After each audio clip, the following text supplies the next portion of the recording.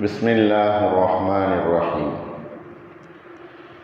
ما ينظرون إلا صيحة واحدة تأخذهم وهم يخصمون. சூரா யாசீனுடைய 49வது வசனம். மா யன்துரூன இல்லா ஸைஹத்தன் வாஹிதத்தன் தஅஹுதுஹும் வஹும் யஹஸ்ஸிமூன். அவர்கள் ஒரே ஒரு சத்தத்தை தவிர அவர்கள் எதிர்பார்க்கவில்லை. அந்த ஒரு சத்தம் அவர்கள் தர்க்கம் புரிந்து கொண்டிருக்கக்கூடிய நேரத்திலே அவர்களை அது தாக்கிவிடும். மா யன்துரூன அவர்கள் எதிர்பார்க்கவில்லை, இல்லா ஸைஹத்தன் வாஹிதத்தன் ஒரே ஒரு சத்தத்தை தவிர, ஒரே ஒரு பேரொலியை தவிர. அப்படி அந்த சத்தம் வந்தது அப்படின்னு சொன்னால் தஅஹுதுஹும் அவர்களை கடுமையாக பிடித்து கொள்ளும். வஹும் யஹ்ஸிமூன் அவர்களுமோ ஒருவருக்கொருவர் தர்க்கம் விவாதம் செய்து கொண்டிருந்த அந்த நிலையிலே அவர்களை அது பிடித்து கொள்ளும். தூய அல்லாஹ் இந்த ஆயத்தில், இந்த வசனத்தில் அந்த இறை மறுப்பாளர்களை பற்றி சொல்கிறான். ஏற்கனவே முந்தியுள்ள ஆயத்தில் கியாமத்து நாள் எப்போ வரும், உண்மையாளர்களாக இருந்தால் கியாமத்து நாள் வரும் என்கிற விஷயத்தில் நீங்கள் உண்மையாளர்களாக இருந்தால் அது எப்போ வரும் என்பதாக சொல்லுங்கள். அதற்குத்தான் அல்லாஹ் இந்த 49வது வசனத்தில் பதில் சொல்லுகிறான். நிச்சயமாக அது வரும். அது எப்படி வரும்? ஒரு பெரும் சத்தத்தோடு வரும். அது வரக்கூடிய அந்த நேரத்தில் பெரும் சத்தம் என்பது ஏற்படும். அந்த சத்தம் அவர்கள் எந்த நிலையில் வந்தாலும் அவர்களை அது பிடித்து கொள்ளும். அவர்கள் வியாபாரத்தில் இருந்தாலும், அல்லது வயல்வெளிகளில் இருந்தாலும், அல்லது ஒருவருக்கொருவர் பேசி கொண்டிருந்தாலும், எங்கு இருந்தாலும் அது அவர்களை பிடித்து கொள்ளும். கியாமத்து நாளுடைய முதல் அழிவை பற்றி அல்லாஹ் இந்த ஆயத்தில் சொல்லி காட்டுகிறான். சூர் ஊதப்படும் என்பதுதான் இதனுடைய அர்த்தம். அல்லாஹ் வானவர் ஜிப்ரீல் அலைஹிஸ்ஸலாம் அவர்கள் மூலமாக இந்த சூர் ஊதக்கூடிய இஸ்ராஃபில் என்கிற அந்த மலக்கிடத்தில் அல்லாஹ் கூறுவான், முதல் தடவையாக இந்த உலகத்தை முழுவதுமாக தரையோடு தரையாக ஆக்குவதற்குரிய சரிசமமான ஒரு நிலையை ஏற்படுத்துவதற்கு முதல் சூர் ஊதப்படும். நபி ஸல்லல்லாஹு அலைஹி வஸல்லம் அவர்களே இந்த முதல் சூர் ஊதக்கூடிய அந்த விஷயங்களை பற்றி தெளிவுபடுத்துகிறார்கள்.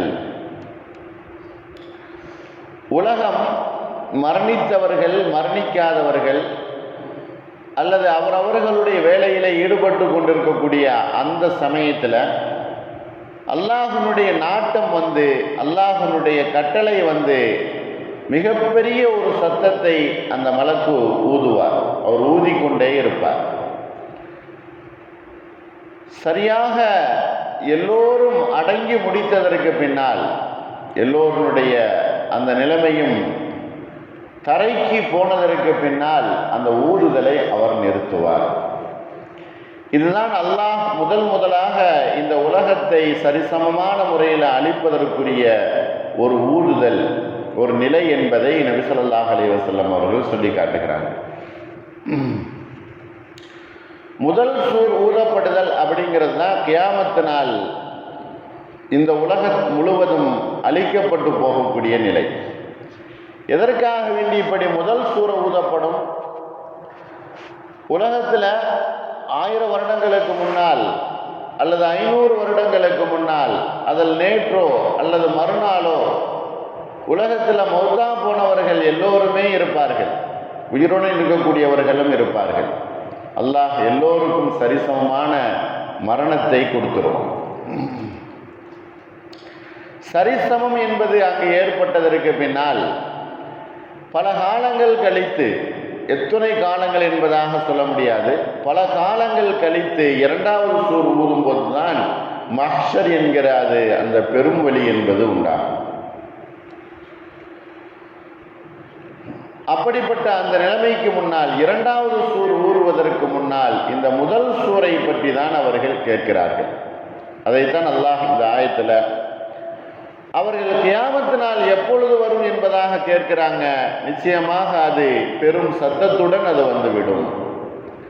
அப்படி அந்த சத்தத்தோடு அது வந்துச்சு அப்படின்னு சொன்னால், அவர்கள் எந்தெந்த நிலைமையில் இருந்து கொண்டிருக்கிறார்களோ அதே நிலைமையிலேயே அவர்கள் மடிந்து போய்விடுவார்கள், இறந்து போய்விடுவார்கள், ஒன்றுமே இருக்காது. உலகத்தில் இருக்கக்கூடிய பெரியது, சின்னது, உயிர் உள்ளது, உயிர் இல்லாதது, கட்டடங்கள், மலைகள், பெரும் பெரும் மலைகள், கடல் அனைத்துமே சரிசமமான ஒரு தரை மட்டத்திற்கு வந்துவிடும். அதைத்தான் அவர்கள் எதிர்பார்க்கிறார்கள். இதுதான் கியாமத்து நாளுடைய ஒரு நிலைமை, ஒரு முடிவு. ஒரு பெரும் சத்தம் என்பது இந்த இடத்துல சொல்லப்பட்ட விஷயம்